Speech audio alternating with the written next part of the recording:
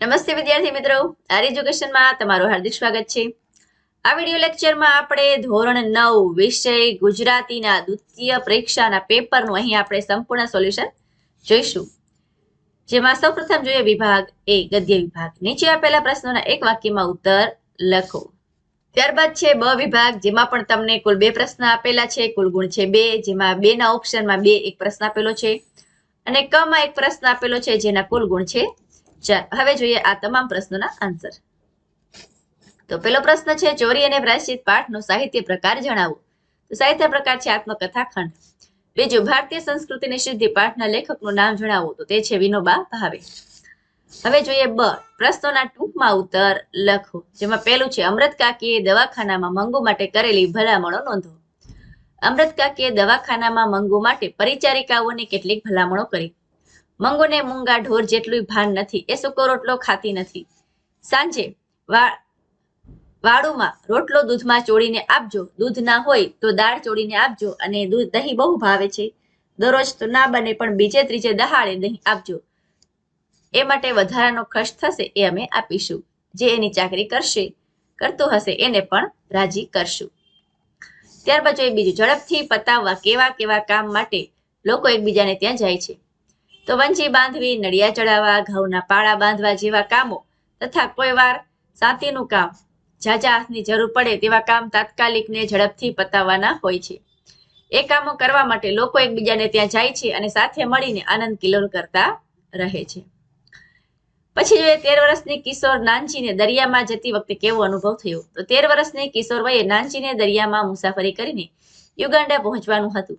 મહિનાઓની આ સફર હતી, એમાં વચ્ચે તોફાન આવ્યું।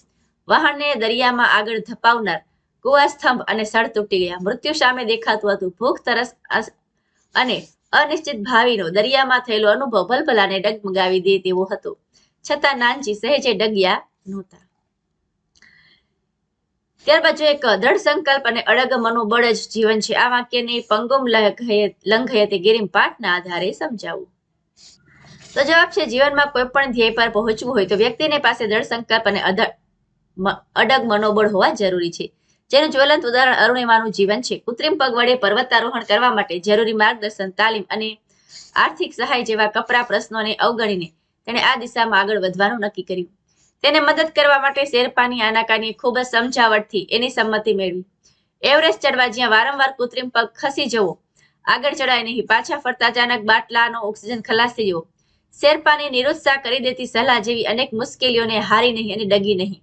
દ્રઢ સંકલ્પ શક્તિ અને અડગ મનોબળે જ તેને અનેક પડકારો સામે લડતા શીખવ્યું। ઘસડાથી નીચે આવી પહોંચેલી અરુણિમા અડગ, આત્મવિશ્વાસવાળી અને લોખંડી મહિલા છે।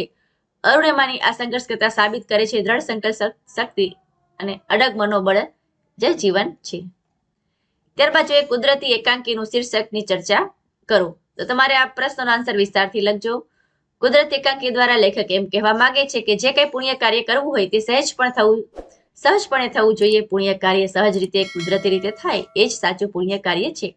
લેખકે કુદરતી એકાંકીમાં બાબુ અને દેવાંશીના પાત્ર દ્વારા સાચા પુણ્ય કાર્યનો મહિમા હળવી શૈલીમાં નાટ્યાત્મક રીતે મરમાળી ભાષામાં રજૂ કર્યો છે। વિભાગ બી, પદ્ય વિભાગ, જેમાં પહેલા છે કાવ્ય પંક્તિ પૂર્ણ કરવાની છે, પછી છે પ્રશ્નોના જવાબ, પ્રત્યેકના 2 ગુણ છે, પછી છે ક, જેમાં તમારે કુલ ગુણ છે 4, 2 માંથી એક જવાબ તમારે લખવાનો છે। હવે જોઈએ તેનો આન્સર। તો પહેલા જોઈએ કાવ્ય પંક્તિ, બરોબર, તારા મંડળ જેમ, તો એમાં તમારે 2 પંક્તિ છે આ રીતે, તારા મંડળ જેમ સસિયાર શોભે હેમે જડિત, બરોબર, આ તમારી આ 2 પંક્તિ છે। ત્યારબાદ બી વિભાગમાં પ્રશ્ન છે ઘરની અળવી ભીતો હવે શણગારથી કેમ શોભા લાગી। તો ઘરની ભીતોને પુત્રવધુની આંગળીઓનો સ્પર્શ થયો એટલે ઘરની ભીતો આજ સુધી સૂની હતી, પરંતુ હવે પુત્રવધુની આંગળીનો સ્પર્શ થતા જ ભીતો એ જાણે સૌંદર્યના શણગાર સચ્યા હોય એમ શોભી ઉઠી। પુત્રવધુના આગમનની એટલી પ્રબળ અસર પડી કે નિર્જીવ વસ્તુમાં પણ જાણે પ્રાણ પુરાયા, ઘરનું વાતાવરણ જીવંત બની ગયું।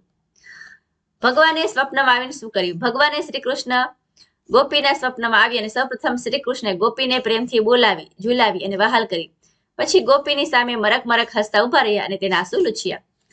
માતાની આંખોમાંથી કવિ શું પ્રાપ્ત કરે છે। તો આકાશમાં સૂર્ય, ચંદ્ર અને તારા પ્રકાશ પાથરે છે, આથી પૃથ્વી પર સૌને સૂર્યની ગરમીનો અને ચંદ્રની શીતળતાનો અનુભવ થાય છે, તેમાં તરંગતા તારાઓનું સૌંદર્ય જોવા મળે છે। પરંતુ કવિનો માતાને વાત્સલ્યપૂર્ણ આંખોમાં જ સૂર્યચંદ્ર અને તારા એ ત્રિવેણીની ઉષ્મા, શીતળતા અને સૌંદર્ય પ્રાપ્ત થાય છે. ત્યારબાદ છે રસ્તો કરી જવાના ગઝલમાં જોવા મળતી ખુમારી તમારા શબ્દોમાં વર્ણવો. તો વિદ્યાર્થી મિત્રો, ઘણો લાંબો આન્સર છે, તમે સ્ક્રીન ઉપર જોઈ શકો છો અને તમે આ જ પ્રશ્ન આઈએમપી છે, બરાબર, તમે તમારા પાઠ્યમાં અથવા નવનીતમાં પણ ટીક કરીને વાંચી શકો છો. ઓપ્શનમાં છે ગુર્જરીના ગૃહકુંજે કાવ્યના આધારે ગુજરાતનું ગૌરવ દર્શાવતા મુદ્દા લખો. તો કાવ્યની પ્રથમ પંક્તિ ગુર્જરીના ગૃહકુંજે કાવ્ય અમારું જીવન ગુંજે ગુંજેથી ગુજરાતને સ્વર્ગથી પણ ચડિયાતું કહ્યું છે.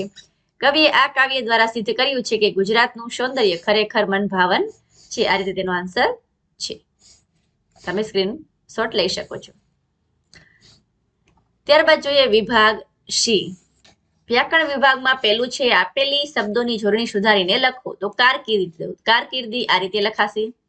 પૃથ્થકરણ તો પૃથ્થકરણ આવશે, બરોબર, પૃથ્થકરણ 2 ક આવશે. સંધિ છોડો અથવા જોડો તો પવનમાં આવશે પો વત્તા અન, અને ચિંતા આતુરમાં આવશે ચિંતાતુર. નદી, દધી શબ્દનો સમાનાર્થી શબ્દ થશે તટીની. ત્યારબાદ જોઈએ પ્રશ્ન 4 રવાનુકારી શબ્દ શોધો.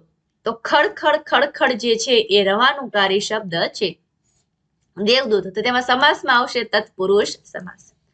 કુટેવ, કુટેવમાં કુ જે છે એ પ્રત્યય છે અને એ પૂર્વ પ્રત્યય છે. ડિંગ થઈ જવું તો રૂઢિપ્રયોગ આવશે આશ્ચર્યચકિત થઈ જવું. પછી શબ્દ સમૂહ છે મનમાં વિચારોની ગળ મથલ, તો એ મને આઈડિયા નથી, તમે કોમેન્ટ કરજો. ક્રિના હસી પડી તો ભાવેમાં આવશે ક્રિનાથી હસી પડાયું. આ રીતે આપણે લખીશું. 10મું નિષેધ વાક્ય બનાવવાનું છે. તો શેરપાતે યાદ કરાવતા ખૂબ ગુસ્સે થતો હતો. તો આપણે એનું નિષેધ વાક્ય બનાવી શકીએ શેરપાતે ભૂલાવતા ખૂબ ગુસ્સે થતો નહીં.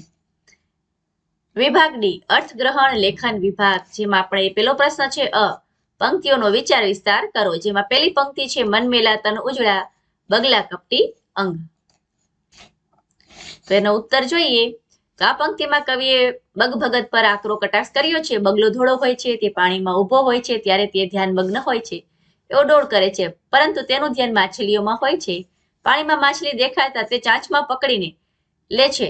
આપણે તેના ઉજળા તનથી તેની લુચ્ચાઈને પારખી શકતા નથી. બરાબર, આ તે વિચાર વિસ્તાર છે, તમે વાંચી શકો છો. બીજી પંક્તિ છે રેલાઈ આવતી છોને બધી ખારાશ પૃથ્વીની. તો પ્રસ્તુત પંક્તિઓમાં કવિએ સિંધુના ઉદાહરણ દ્વારા આપણને મહાન પુરુષોના હૃદયની વિશાળતાના દર્શન કરાવ્યા છે. ત્યારબાદ આપણે વિચાર વિસ્તાર વિશે આ રીતે વિગતવાર લખવાનું હોય છે, જે તમે વાંચી શકો છો. તો પેપરમાં આ રીતે કોઈ વિચાર વિસ્તાર તમારે અર્થગ્રહણ લખવાનો રહેશે, બરોબર. અને આ પેપર તમારું પ્રેક્ટિસ પેપર છે, એટલે આ જે પેપર છે એમાંથી બેઠે બેઠું કઈ આવે નહીં, પણ તમે પેપર સ્ટાઇલ સમજી શકો છો કે આ મુજબનું પેપર આવે. અહીં પણ આ રીતે તમને અર્થગ્રહણ માટે વિચાર વિસ્તાર આપેલો હશે. ત્યારબાદ જોઈએ તમે પ્રવાસ જવા માંગો છો તે બદલ તમારા પિતાજી પાસે મંજૂરી માંગતો પત્ર લખો. અને ઓપ્શનમાં છે આઝાદી કા અમૃત મહોત્સવની વિશિષ્ટ રીતે ઉજવાયેલ સ્વાતંત્ર્ય દિનનો અહેવાલ 100 શબ્દમાં લખો. 2 માંથી આપણે માત્ર 1 લખવાનું છે. તો પહેલા જોઈ લઈએ મંજૂરી પત્ર.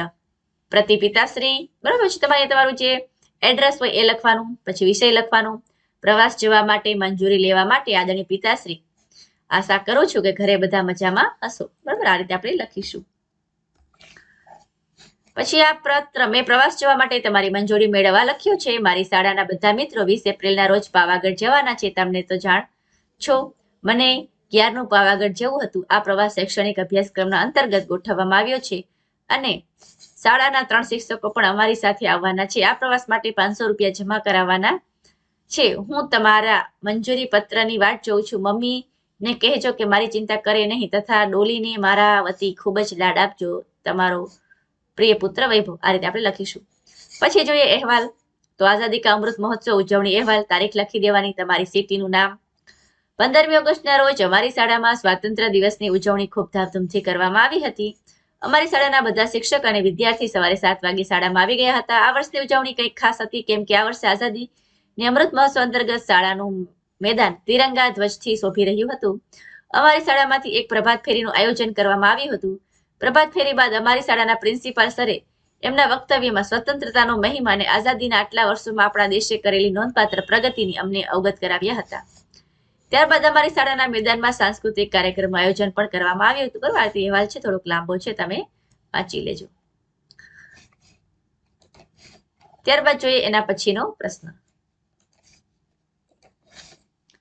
તો અહીં એક કાવ્ય આપેલું છે, તો એ કાવ્ય તમારે પેલા ધ્યાનથી વાંચી લેવાનું છે. તેના આધારે આપણે આ જે 4 પ્રશ્ન આપેલા છે તેના આન્સર લખવાના છે.